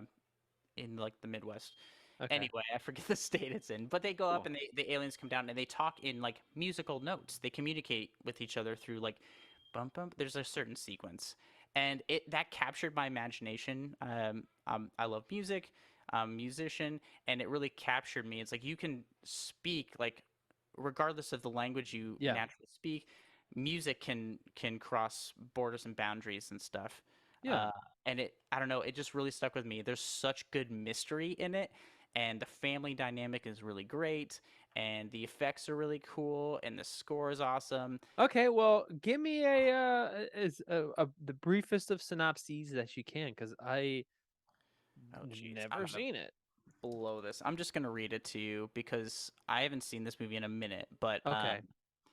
according to IMDb, Roy Neary, an Indiana electric lineman, whatever the fuck that is, finds his quiet and ordinary daily life turned upside down after a close encounter with a UFO, spurring him to an obsessed cross-country quest for answers as a momentous event approaches. Okay. It's dude, again, it's so good. It's like Richard Dreyfuss loses his mind after he has an encounter with aliens. People Sure, think sure. he's crazy. His family thinks he's crazy, but he like follows this path, this idea, and essentially chases these UFOs across the country. It's really So he Tom DeLonge's before Tom DeLonge. Tom good. DeLonge. Yeah, dude. This is the movie specifically. We talked about Signs before. This is the movie that kind of reminded me of that in a way. This isn't aliens attacking and invading Yeah. necessarily, but it has those big existential questions, that really great family dynamic, Yeah. and them all kind of coming together. There's some really great cinematography, and just it's a wonderful movie, man. I can't recommend this enough. It's so good. Well, It's I love space and I love aliens, so I definitely want like to see it. Do you get to see aliens or just UFOs? I'm not going to tell you because I'm going to make you watch this movie. I'm Oh, going to I'm make gonna you watch watch it this either movie for the way. podcast. Yeah. I'm not going to tell you. I want you to watch it. It's really great. Don't you get upset with me. None of that. Fine. Thanks. I do have some honorable mentions, though. I know Jaws wasn't in my top five, but it's an honorable mention. It's a great Okay. movie. It's classic for a reason. Hmm. Indiana Jones and the Last Crusade, man. Say what you want. I Okay. know Pizzas is going to have some opinions about this. It's my favorite Indiana Jones movie. It's the last one. Sean Connery's in it. And Sean Oh, okay. Connery is Yeah. so great. He's Indiana Jones's dad. Oh, And that's their dynamic right. is great. It's so much fun, dude. It's such a blast as a movie. I may have seen some Indiana Jones movies, but I don't remember enough. Aside from one that we'll get to after you finish your. Yeah, for sure. I really like Hook, obviously. I really think Saving Private Ryan's great. I only saw it once, and I never want to see it again. Um, Duel, his like one of his first movies. I think it was a TV movie. It's this wild. How do I explain it? How do I explain Duel? It's kind of like. Do you remember that Paul Walker movie, Joyride? Yes. It's kind of like this truck is following like this guy Yes. who encounter. Candy cane. Yeah. Yeah. It's really great. It's shot really well. There's a really fun ending sequence where the truck explodes and stuff. It's really fun, and it shows a lot of those early Spielberg hallmarks of his Hmm. filmmaking. It's really fun. What else do I got in here? I really liked The Post. People, it was Academy Award nominated. It's more recent. Meryl Streep is in it. I really Oh, enjoyed I think I that. know what this is. Yeah, it was a good movie. Um, Anything with Meryl Streep is a good movie. oh man, she's so good. She's so good. If we're talking quick ranking here, for Indiana Jones films, Yes. Crusade is my favorite. Raiders of the Lost Ark is my second, and Temple of Doom is third. Really? Yeah. Uh, See, I can't rank them because again, I don't if I've seen them, I don't remember much of anything. But after hearing somebody point something out about Raiders, uh I like I feel like if I watched it, I would have to put it as my least favorite just because of this point that somebody pointed out. yeah. Um this whole movie should not have happened because Indy did not need to interact and like he didn't need to be in this movie at all because the whole point of this movie was to get to this place before the Nazis did. Otherwise, we're in trouble. And the Nazis fucking die anyway. So so That's he a could have good just sat point. back and just let them fucking do whatever and die anyway. That's a great point. The whole movie, it's about him trying to beat the Nazis, and they fucking beat themselves. That's a good point. So okay, so to be fair, the movie isn't about Indiana Jones beating Nazis. He's just trying to recover artifacts that should be Yeah, in a museum and not sold for profit. right. And so he's after this thing. You're right. He's got to beat the Nazis there. He's got to get it. But the Nazis are Nazis. So they they don't give a shit. They open up the ark and it like sucks. There's a horrifying sequence in His this movie. fucking dude's The face melts face off. melting sequence. Yeah, yeah, because he chooses That the wrong goblet. Oh, it's so good, dude. It's so good. It's so much fun. And actually, to speak about that in terms of horrifying things in Indiana Jones movies, Temple of Doom has one of the scariest sequences in it of all three films because there's like this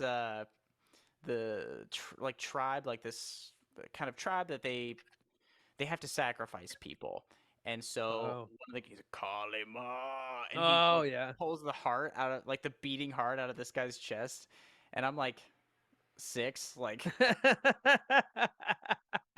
oh, okay. That's crazy. I mean, it so I always think of the sequence in Dumb and Dumber when he rips the chef's heart out of his chest. Yeah. That's comedic and that's funny, but that still scared me because it reminded me of Indiana Jones. Oh, that's funny. Didn't Family Guy do a scene like that? I have no I think idea. anybody in the chat who's watched Family Guy, I'm like 90% certain they did something where they were making fun of Indiana Jones, and the guy who like has to do with like the Kali Ma thing is like chasing them around, just saying Kali Ma the whole time. Oh, Icky coming in clutch. Thank you. I knew I wasn't crazy. yeah, it's a horrifying sequence, dude. Yeah. I do have some least favorite Spielberg movies. Yes. Oh my God. Listen, can we just jump right to the worst one because I don't even know what it is, and you told me that you'll never watch it ever, and uh I want to fucking know why without having to watch the movie because I don't have time. Uh tell me why. Shut up, Meg. Uh tell me why you fucking hate War of the Worlds. Okay, I think Josh is gonna come for me in this one because he mentioned this before. Uh-huh. I fucking hate this movie. It is so unnecessary. I feel like it added nothing. Tom Cruise is not good in it. I haven't seen this in a long time. Full disclosure, it's been a very long time. I dislike this movie. This is one of those movies where after I saw it, I was like, I think I didn't like this, and that was a new feeling for me, like Oh coming out no. of something disappointed.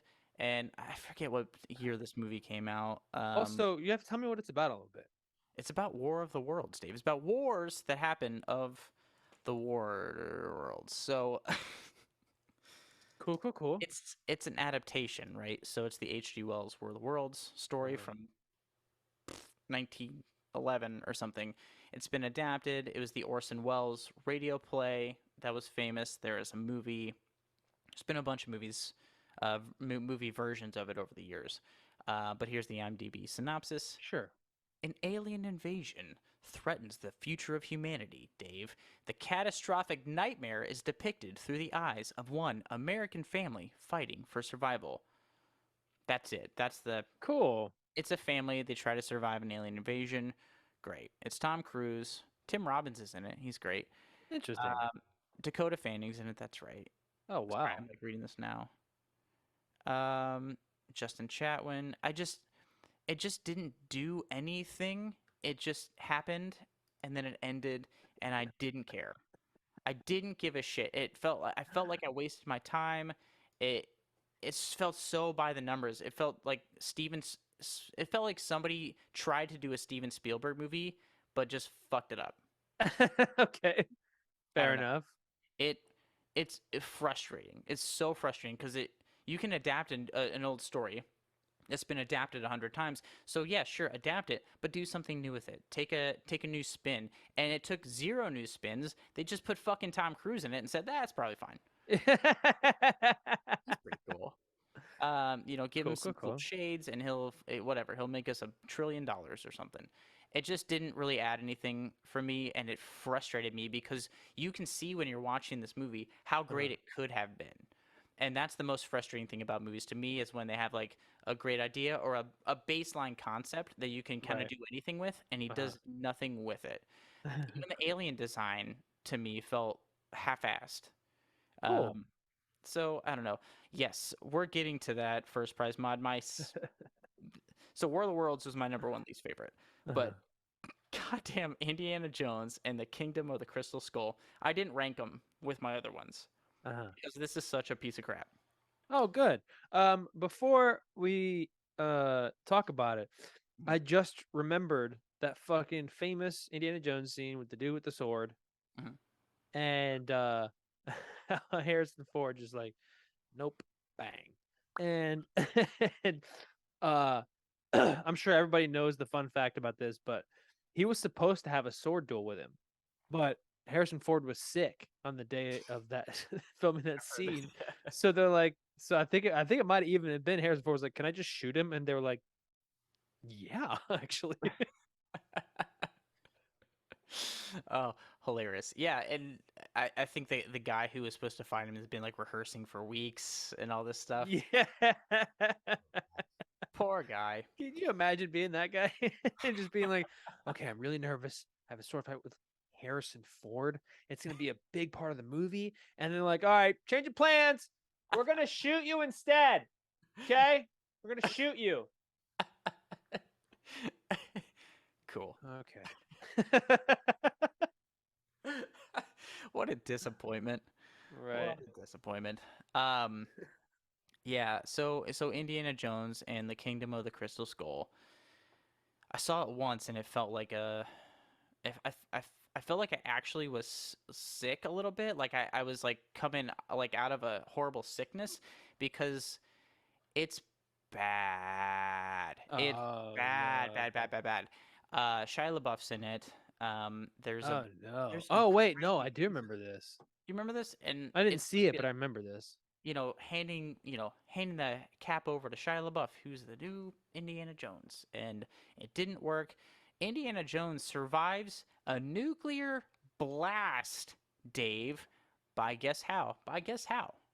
Oh, he gets into a fridge. He gets into an old lead-lined fridge, gets hurtled across, wherever. The fridge lands. It's like rolling this like 68-year-old man over and over and over, and he just boonk gets out of it. Like, wow, what a horrible nuclear blast that was. It's just bad. Christ. It's offensively bad. So don't see it. But also, they're making another one. There's What? another Indiana Jones movie Oh with wait, no, yeah. Harrison Ford. Yeah, I just saw that. I'm surprised we didn't put that in our movie news. because I don't want to see it or talk about Mm. it. I just Fair just point. out of just out of um I don't know. I feel like I was not considered. Like people were not considered when the last one came out. The story wasn't considered. I think everybody was No. like, whatever, we'll make a shit ton of money, and it just was bad. That's what it Um, feels like a lot of movies these days are doing. Who cares? It'll make us money. I mean, movies have always done that. I mean, the entire industry of movies is to make money. It's not about art, as You we all know, kind of know. But I, it just sucks when somebody as revered as Steven Spielberg kind of gets roped into this. yeah. I was gonna say I think that's why well, I don't speak for you, but I think that's why I like A24 movies. Yeah, well, yeah, because they allow filmmakers to have their vision, and even when those films bomb or maybe don't do really great, Yeah. there's something new being put out.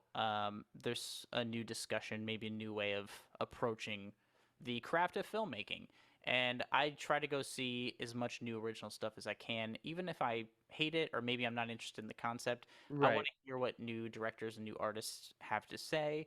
But yeah, I think that's really important. And that's really important. One of the movie news things we did on another stream where the Daniels, the directors of Everything Everywhere All at Once, they got a big Yep. deal with a big studio, and great, they should because we need new original storytelling. Yes. I think it's really important, but A24 is definitely a studio bringing those things to us. And I'm, you okay? Parents are upstairs. They just fucking started yelling for no reason. I'm sure they're watching some weird TV show. It's your fault, I think. Yeah, Oh, it's sure. Dave. It's always my fault. I'm 33 and live with my parents. So who else's fault could it be? To be fair, it's only because I'm moving to LA. I need to save money. So if anybody wants to donate to the Get Dave the Fuck Out of His Parents' House fund,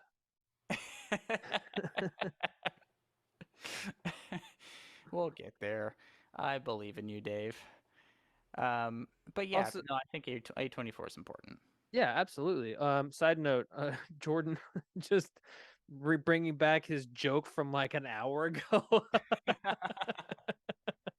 Like he's like, oh yeah, like he is a dad. Like my dad used to do that shit where something would happen, he would leave the room and he would come back in like 10 minutes later and make a joke like that. And everybody in the room, me, my brother, my mom, we'd all be like, what? We'd be like, that thing. Oh God, dad. Your dad's humor goes unappreciated in your household. I feel for Clam, dude. Yeah, My heart goes out to him. Uh, right. so the only other least favorite Indiana or not Indiana Jones movie, the only other least favorite Spielberg movie Steven I have, Spielberg, I said. Steven Spielberg, is Ready Player One, Oh because it's yeah, a I heard fucking bad things. mess. I Yeah. don't have too much to say other than it's a fucking mess, and it's just jam packed full of every reference to anything that you can think of without, I don't know, it didn't hold any weight for me, and I kind of immediately forgot about it. And I think it's just disappointing in a very real way. Yeah, I never saw it. Good. I didn't have any urge to see it. I remember seeing previews for it and be like, I don't give a fuck about this story. So Right. not gonna fucking watch that ever. So I did not see it and I don't care. So tell me why you don't like it. It's so it's based off a book also Mhm. called Ready Player One, Yes. which is about a guy who lives in Columbus, Ohio, and like this dystopian future, and they connect to the system. I think it's called like the Oasis or something like that, and they have to. Sure. It's like a video game that you have to play, and then you can become the leader of that world and rich and famous in your own right.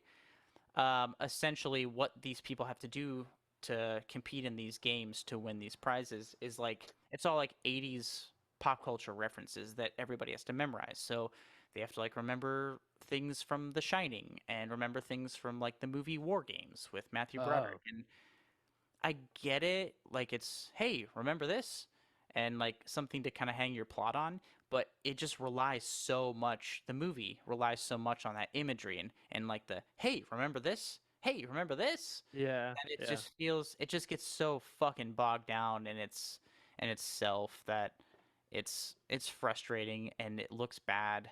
It's it just I don't know. It's a waste of time and deeply frustrating because again, kind of like with War of the Worlds, you kind of see a when you see it, you kind of see the good version of that. Like there can be a good version of this for sure, Yes.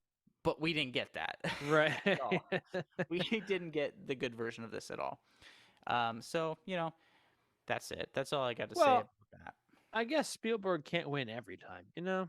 He can't. He's made 1,000 movies, and a lot of the ones he's directed are classics. I don't expect every artist to have, make. I mean, and there's a million movies we haven't even mentioned. Um, Yeah. Oh yeah. one of Oh yeah. Christian Bale's first roles was Empire of the Sun, which is a Steven Spielberg movie. It's great. It's fine. It's not that memorable to me. I've But never even heard of it. yeah, it's fine. There are some movies I do want to see. I haven't. I want to see West Side Story. Yes, His I version don't. of West Yeah, Side Story. I really want to see it. I heard it's great. So TBD on that, Dave. yeah. I do want to see it, but only because I've not seen previews or anything for it, but I know it's famous. So Yeah. I'm like, yeah, fuck it. And Spielberg did it. Can't be that bad. So Right. And although so he does have one upcoming movie. I don't know if you and I talked about this. maybe It's called The Fablemans. what It's called The Fablemans. Fabelmans. I don't know what that means. is it Anyway, do you want me? about men who tell fables? Yeah, it's about him. He's directing a semi autobiography based movie on his own childhood growing up in post-war Arizona from age 7 to 18. So that's going to go good. Fucking why? It's a great question, dude. It's such a great question because there's a really great Steven Spielberg documentary. I think it's on HBO. That kind of goes through his like life and stuff like that. And it's really great. It's pretty comprehensive. He's in it. His family's in it. And now he's like, hey, let's do that, but like also I'm gonna direct it and make myself like fucking awesome. I So mean, I don't know. bro, that is the biggest self knob slobbing move I have ever seen. You're gonna direct a movie about your own life? Yep. No, no, Yep. no, no, no, no, Nope. no. I mean, he can do it every once, but I also mean, like I don't care, man. right? Can we Like, all just collectively not go see that movie so that it bombs so we could teach him a lesson? oh, I mean, that's a little mean spirited, but like, Is it? Is it? I mean, I don't care if, I mean, I The don't care. dude's a bajillionaire, okay? That's true. We're not taking money out of his kids' mouths or anything. Um, yeah, Icky, I think we did talk about this, by the way. The new Nicolas Cage movie, The Unbearable Weight of Massive Talent. Mm-mm. Um, I enjoyed it when I saw it. I kind of forgot about it immediately. It's good. It's fun. I think it's worth a watch. But I can only compare it to the other Nicolas Cage movie adaptation, which is really, really good. And I also forced Dave to watch years ago. I do vaguely remember that. Did you ever see that Gray Man movie? Did you watch that yet? Me? Yes, No, I have not. you. Okay. I Because need to. I know that I was in our need chat to. of like a week or two ago, and Yeah. somebody in our chat, I think it was um, Clubby One, said that it was terrible. Mhm. So I was just curious. 'Cause I know my parents watched the other night, and I got to see the end of it. So I was just curious if you had seen it yet. No, I gotta see that. I really want. Saving me Hey, some precious time. fucking sneaking in! I Uh, didn't know you were in the chat, dude. God love you. Saving me all the time. I haven't seen that. I really want to see Prey, though. We talked about this, I think, last week or the week before. Yes. Prey came out. I really want to see it. I have to, take the time and sit my ass down and watch it. Maybe tonight. You mentioned, and we never got to talk about this, but I really wanted to ask you about it. Um, yeah, Fair somebody's gonna enough. come in and talk shit to Dave and protect me. I need it. Great. Great, I'm a great, great. fragile little boy.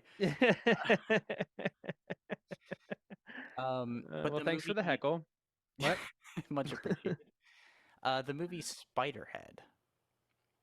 Did you end up watching that? No, Okay, I I was forgot all wondering about it. because you were the one who told me about it. I didn't even know it was a thing. You're like, oh, I'm gonna watch this tonight. And I was like, oh, cool. Let me know how it Yeah, I is. We didn't. never talked about it. No, I never watched it. Yeah, I totally forgot what it was there for a second. That's the Chris Hemsworth, Miles Teller movie, Yeah, um, about like some like drug research company or whatever, and it right. ends up like clearly being some kind of corrupt. We don't know what it is yet, but that's it. Obviously, the movie's hinting at that. So, uh, yeah, I mean, I want to see it, and like I'm gonna be 100% honest with you. The reason I wanted to see it is because uh Chris Hemsworth has an American accent in that one. So I just wanted to see if he's good at it. That's fair. Was I talking to you about this? or maybe we were talking about this on stream about how Americans have like shitty accents for any other, Yes. but like Australians and stuff, they have And like the British, yeah. best, most convincing American accents ever. Yeah. It's It's like great. I think it was you actually that told me the fun fact about Hugh Laurie from House and how the director was like when they were casting House was like, no, I want a pure-blooded, or not pure-blooded, or like red-blooded American man to play this doctor. And then Hugh Laurie's tape came on. He's like this guy. And then he came in and was like, hello, nice to meet you. And he's like, What the fuck? huh? I think you can watch that audition tape that he sent in. I think it's on Really? YouTube. Yeah, it's good because he's just like, I think he was on another project. He's like, whatever, I'm just gonna swing for the fences and just give it my thing. He's like sitting there, just kind of reading it out in his like Doctor House demeanor, Uh-huh. and nails it, dude. Like he Amazing. immediately is Doctor House. It's Well, great. that's what in my very short stint as an actor, that's one thing I realized that gets you at least a callback is when you just go in thinking, whatever, I'm not going to get this. Yeah, And just take the pressure off yourself. You can really perform better. So I yeah. totally get that, I'm in another thing and we'll just see what happens with this. Who cares? And he fucking nailed it and got the part, crushed it for how, like, what, 8 years?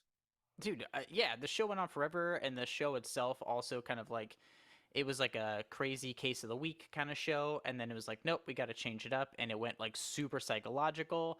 Ah, brilliant, brilliant storytelling. I love Yeah. that show. Very good Um, show. but it's funny you say that though, because I just helped a friend with a self tape for audition, and Mhm. goddamn, how awkward. First off, you have to like read lines with me, which that's your first problem. But second off, like you're in front of like a sheet. I don't know. It just, you have like zero context, and you just kind of have to. You can speak more about this than I can. Obviously, I've never Yeah. done this, but just being there and like helping out with that process, how awful and nerve Listen, wracking that must be. listen. So basically, what's funny about it is, um, it's much easier these days, and I imagine even more so now since the panorama, and being able to just most auditions are self tapes now. Yeah, Like a huge majority are self tapes now. And there's a lot of actors that are actually rebelling against that because they do it's hard to really tell how good you are unless it's in person. You can't really catch that vibe unless it's in person. yeah, Um, but I would say most actors are actually like relieved because it takes away the tension from going and the nervousness and in the anxiety room. from going to an audition. But I would say the worst part of it is um Pizzas. listen, pizzas, how about fuck off? So I don't have enough alcohol, dude. God, I do say that a lot. Fuck me. All right, so I quit. I'm leaving. Shutting this down. um, when you are oh my god, I'm getting Linda, fucking annihilated right now. This listen. is great. So happy. Oh, Queen Worm, welcome. A beloved source of inspiration for talking shit to Dave. Awesome. So when you go into a physical audition and you have to read the lines, Mhm, the 9 times out of 10, the person you're reading the lines with mhm. is doing this. Yes, and you said this. Yes, totally. Why would you say that? It's like no Me. emotion, no nothing, and you're like, I can't. How am I supposed to play off of you? Like when you're just like a stone cold asshole, just literally reading what's on the page. Well, here's a question for you. Would you rather that, or would you rather somebody who can't act try to act with you? The latter. Really? Yes, the latter Okay. for sure. Because it makes you, no matter how bad the actor is, it makes you feel less, personally speaking, it makes Mhm, you feel less stupid mhm. when you're pretend. You're essentially, everybody knows acting is just pretending. So when Sure. you're the only person in the room that's pretending, you feel stupid. And it comes, at least I do in my experience, and Yeah. it's just in the back of your head. But if the person with you is reading is also at least trying to pretend, Mhm. it can help you settle a little bit, makes you feel a little less stupid. Okay. Okay, so I've read with people before. When I first came to Los Angeles, I worked Yeah. for managers and producers, and Mhm. I got to do reads with some of their clients, who are like auditioning for stuff. And that was the first thing. I'm not an actor. I've never tried to act, and I can't do it. Mhm. But it was a relief for me because I wanted to do this to like interact with these people, but I also like I can't act, dude. Like the fuck. So the first time I ever did it, I got the sides and stuff, and they're like, okay, here's what you're gonna do. I didn't even have to ask, like, how do you want this? What do you want me to do? I can't act. Like, listen, I just want you to say these lines. And I'm like, okay, That's yeah, that's how it is a lot of the times. okay. So, which made me feel better because I was like, okay, cool. I don't have to like pretend to like act or do anything because that's horribly embarrassing for me as well. So, okay, I do have another acting question for you. Sure. And this can apply now, even though you're out of the game in that direction. Mhm. But is there a role that you think when you were acting and stuff that you're like, man, that would have been my role. Like that's something that I could have nailed, whether it be movies or TV. Talking about stuff that was coming out or was out, or stuff that's even in the past. What's the parameters here? That's a good question. I'd say, let's go with this. Let's go with this. In Sure. general, ever is my first one, but then I want specifically of the time. So okay, excuse me. I think just based on my look alone, I think I would have been good in Sons of Anarchy. Mhm. That'd have been such a fun show to be a part of. Charlie Hunnam is Yeah. fantastic. Oh, thanks, Aw, Queen thanks, Worm. Eva. Uh, appreciate you. Um, but that's another thing. Speaking of, no matter your talent level, auditions make you feel like you suck because in 9 times out of 10 you don't ever hear back, and so you're like, God, maybe I suck at this. And just no, that's just how it goes. They don't tell you like, hey, no thanks. So like, hey, That's you're good, true. but no thanks. They don't waste that time. And they're not gonna sit there and be like, wow, wow, wow, good Right. stuff. Right. Even if they Exactly. loved you, they're like, okay, There was but in terms of like a more specific like role that I thought like I would have been great for, yeah. I don't know if it ever got made. I don't know whatever happened with it, but there was an audition I had for I think it was an independent, like alien-esque movie. Hmm. Um and I mean like literally the movie Alien, or maybe it was Predator-esque. Either way, the role was like a military guy who has, PTSD and freaks out a lot, and is like it was a big part of the uh why is Back to the Future on our screen? Oh, it's gone. Okay. Um Back to the Future was on the fucking uh the screen for some reason. Anyway, so I had an idea of what I wanted to do, and for the audition, okay, 15-minute warning Oh, or is the audit. 15-minute warning? Got it. Oh, we Got didn't it. hear that on our end. Yeah, he Sorry, said I audio believe you. issues. Thank you. 15-minute warning, everybody. So I will wrap this up quickly. Basically, I had an idea of how I wanted to do the audition. I even didn't sleep the night before the self tape because really wanted to have that like anxiety like on tap. Yeah. And I went in, and my acting coach from my acting like school or whatever that I was at, he helped me do the self tape, and he directed me in a totally different way, like in a totally Uh, more like neurotic, like nervous guy energy way. And I was like, that's not what PTSD is, but I mean, that's fine. you have a Uh, fundamental misunderstanding. like what's happening? So I never got a call back, but I knew like in my head it even called for a guy with tattoos. So I was like, yo, this is mine. And it I didn't get it, and it just really, that was a huge bummer. But Yeah. past that, I really didn't get too many like auditions of things you would have heard of or anybody would have heard of. I mainly got like student films or independent films or short films. But yeah, that's the one that I can think of. Okay. Yeah, I always thought about that, but I've never asked you that. So that kind of came to my head. So pizzas, yeah, we definitely need to get some casting people for our promos so we can cast a Blake and Dave to like Oh Uh, my god, I just had a promo idea. I'm not gonna spoil it on chat, but that well, that totally just fucking. I'm gonna tell you as soon as we get off the chat. okay. Actually, well, speaking of streaming, what do you guys want us to talk about next week? Do you have any stream suggestions? Anything fun that we could talk about? I think we have some ideas, but we want to hear from you all if there's Yeah. anything that you want to hear us ramble about, because we can. And also, speaking of streams and suggestions, and helping us out, I think we're now at 43 followers, thanks to our good buddy Bello. I don't know, I think he might have left already, but Yes, thank um, you all. if you guys want to have, if you guys want to have us do a second night a week, and we are tossing around the idea of doing a movie watch night with us. Yes. Um, please, please, please, please tell some of your friends who maybe like movies or want to talk shit to people, because hey, I could take it, and I'll get ganged up on. That's fine. So yeah, help us get to 50 so we can hit our affiliate status, and we'll go to 2 times a week, and one of them will be a movie night.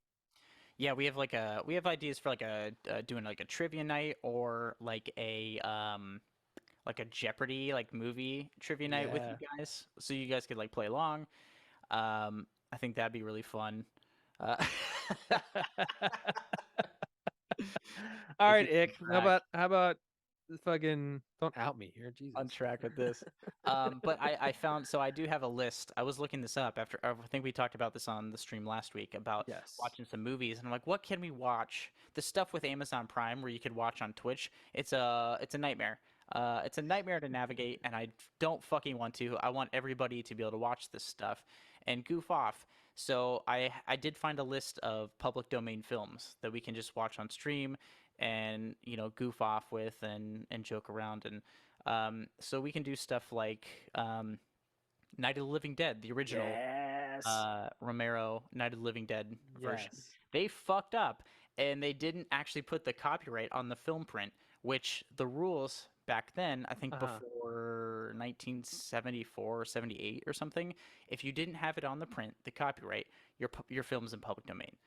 So Wow. so we can watch that on the stream without getting a copyright strike. We can watch the 1920 or 1930s film Reefer Madness, which is a anti-marijuana propaganda film, Love and it. it's hilarious, dude. Love it. It's so funny. We have some good Ed Wood films like Plan 9 from Outer Space, which is for a long time was considered the worst movie of all time. Oh, It's so great. much fun. Lots of like goofy sci-fi effects and models on strings and shit. Yo, you guys fucking let's make this happen, because I want to watch that shit. Oh, this one is tailored for you. There's another one called The Last Man on Earth from 1964, Oh which is an shit. adaptation of Richard Matheson's book I Am Legend. Yep, it's on theme, Dave. Um, Oh my there's other god, I movies need it. like Teenagers from Outer Space and Yeah.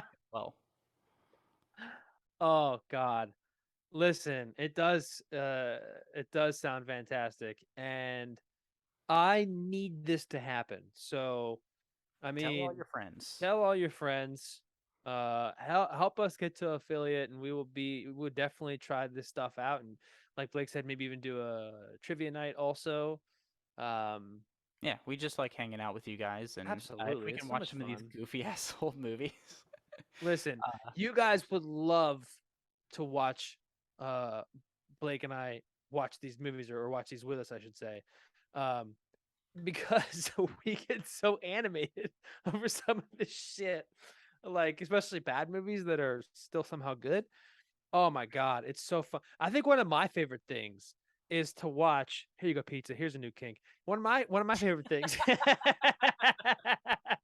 is to watch Blake watch a bad movie, or watch it with him, because it's so funny. Like, there's a movie that we watched together a few years ago that was actually in season 2. I won't tell you what it is, but it's so bad that I made Blake watch it the first time, and I would every time something bad would happen, I would look over and he'd be like this. What? Dude, literally, yeah, half the movie is Dave just wait, and I'm like, I, dude, I knew I was walking into a trap, an That's absolute so true. trap, and you fucking did it to me again. So, It's but true. yeah, there's tons of crap out there. Tons of public domain crap. There's one I have to check into. There's one that I really, really like. There's a movie called Carnival of Souls, and I really, really like it. I think part of it, there might be a copyright on some of the score or something, but anyway, I have a list of all this crap that I would love to watch with you all. Yeah, So me too. it'd be cool. Absolutely. Yeah, if yeah, I guess you can see it on the stream here. Our follower goal, we're at 43, 86%. Uh,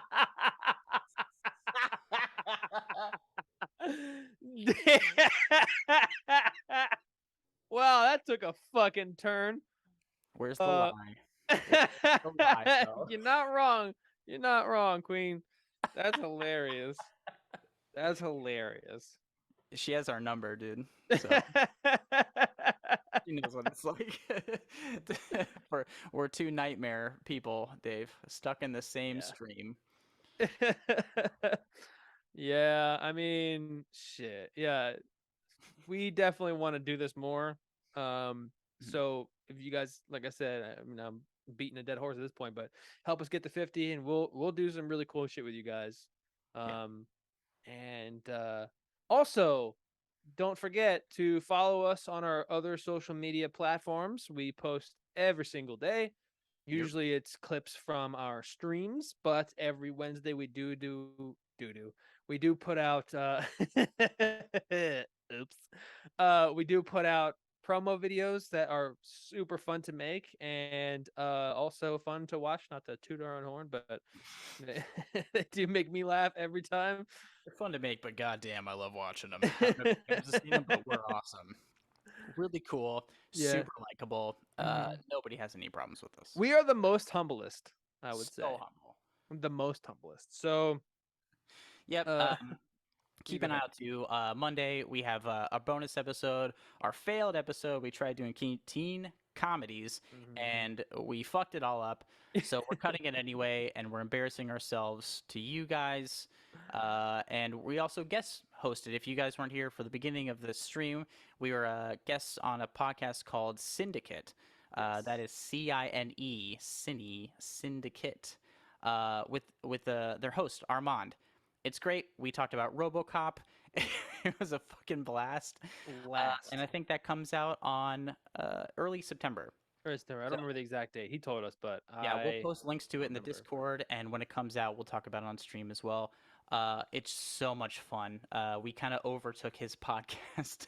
We uh, we really did. We're steamrollers sometimes, but did. we had a we had a really fun time. So you should Yeah, it definitely was check it out. great.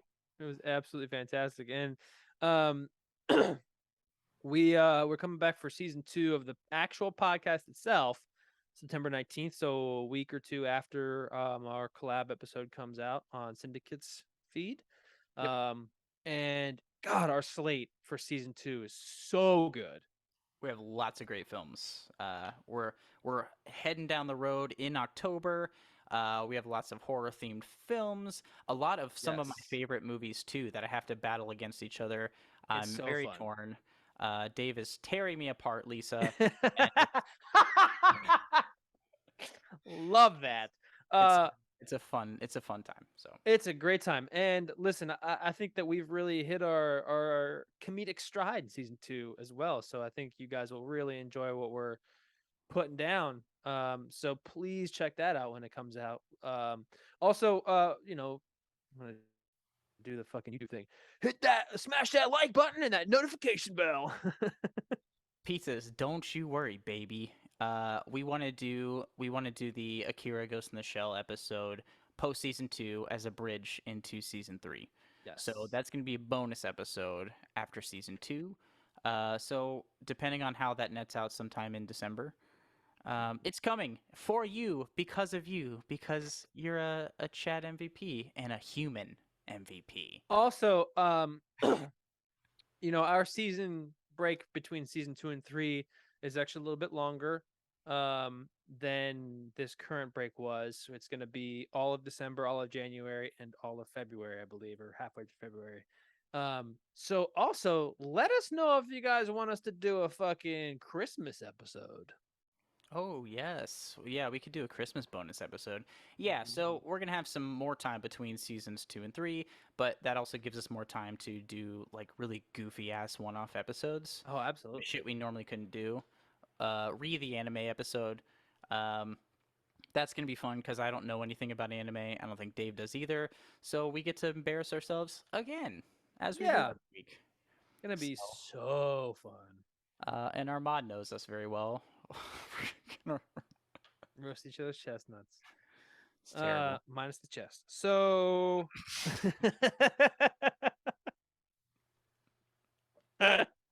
Depends on I'm how not soon you sorry. get to Los Angeles, Dave. Oh. Clock's ticking, baby.